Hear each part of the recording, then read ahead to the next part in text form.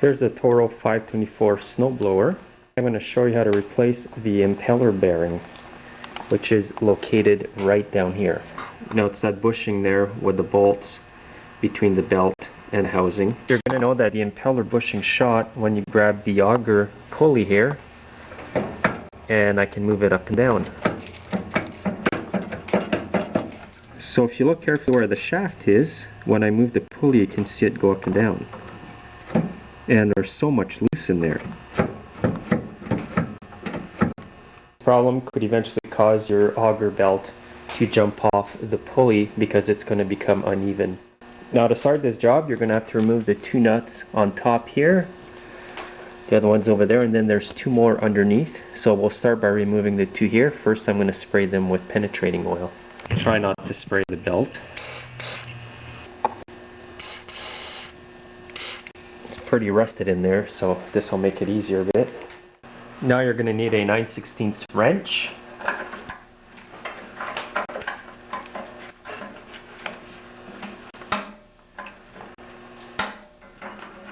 Now you want to remove the one on the other side. It's going to be a bit tedious. Now once you've got the nuts off the auger housing, we're going to loosen the belt guide bolt over here with a 1/2-inch wrench. Now what's just happened here is the small bolt that was in here holding this guide broke into the motor here. So when I put it back together, I'm just going to put the guide on this hole here, and it's going to be pretty well in the same position, and the threads are good in this hole here. Now I'm going to remove the auger belt, just like that. And now we'll have to remove the chute control arm, and I'm going to remove it from the bottom. There's a 1/2-inch nut under here that you can remove.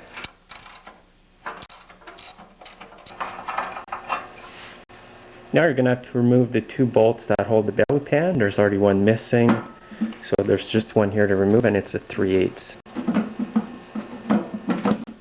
And there's also a bolt down here and one over here. One's missing here, so all I got to remove is this one. And now the pan will come off. So here's the inside of the transmission, and everything looks pretty good. The friction wheel disc looks good. The wheel here looks not too bad. So when you grab the auger pulley here, you can see just how worn out that bushing is. Look at that. There should not be any play in there at all. So now to finish removing the auger assembly, you have to remove the two nuts over here. And if you have your blower sitting upright like this, it's going to be much easier.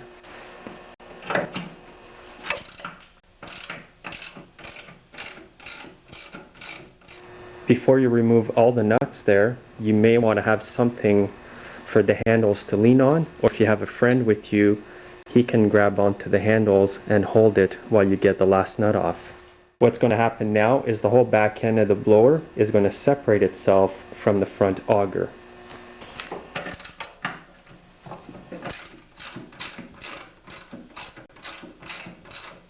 So once you've got it separated like that, just get the belt out of the way. Again, look at the slack in here. That's unbelievable.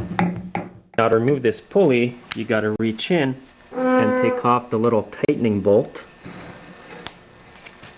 There it is down there. I'm going to spray this with penetrating oil because I have a feeling that it's going to be kind of jammed on there. Now to remove these bolts, I've got a 5/16 wrench. I'm going to stick it right on the bolt inside there. And I'm going to hold the end of the wrench with the pliers and then just turn.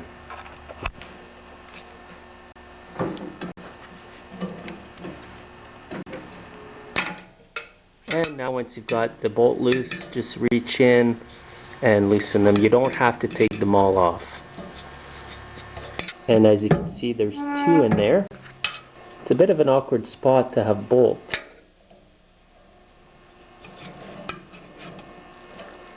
So that should be good to remove the pulley. Because I can see this is going to be a problem to get off, I'm going to heat it red hot with my carbon arc torch. I don't have an acetylene torch, so I've got this hooked up to my 225 AC arc welder.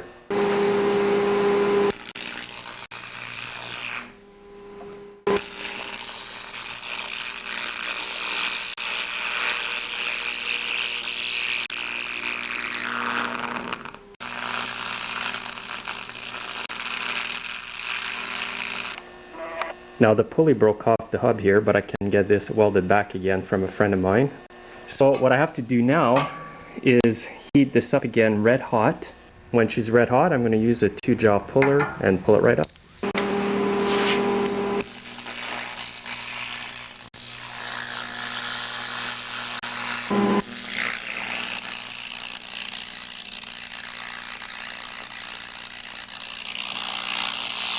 Now I'm going to stick the puller on before it cools down too much. I've got the impeller jammed up down here. Now if you look inside here, you can see it's starting to come up slowly but surely. You may want to hold the jaws so they don't pop out.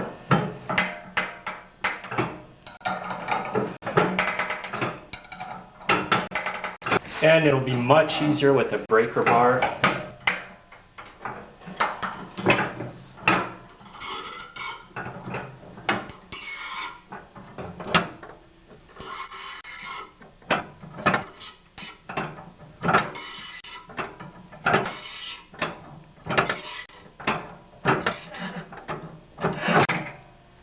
Man, that was quite the job getting that thing off. She's still red hot. Always wear safety glasses when doing this with hot stuff, because if ever the bushing popped out all of a sudden and hit your face, at least your eyes would be protected.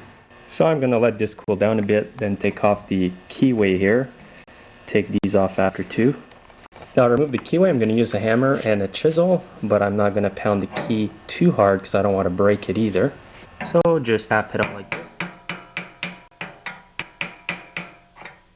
Been there for 20 years, so it may not want to come out easily.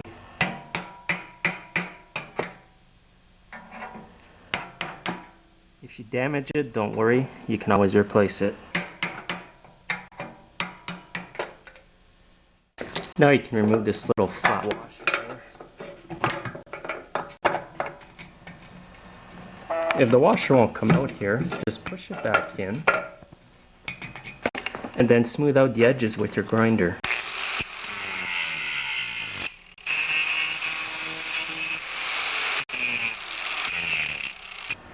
Now I've got it all smoothed out, it should come out.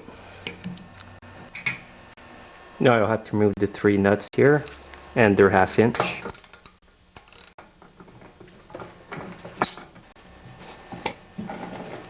Once you've got the nuts off, the flange is going to come off. Now I've got it all apart. There's 2 pieces here, and here's the old parts of the bushing. The new bushing is going to go inside the flange here, and it's a spherical bearing that goes inside. I believe there's remnants of it here. We'll see when I get the new bushing. Make sure you don't lose your carriage bolts here that go over there. The 3 nuts, you can put that separately. And at this point here, I'm going to order the bushing, and in the meantime I'm going to get this welded back to the pulley.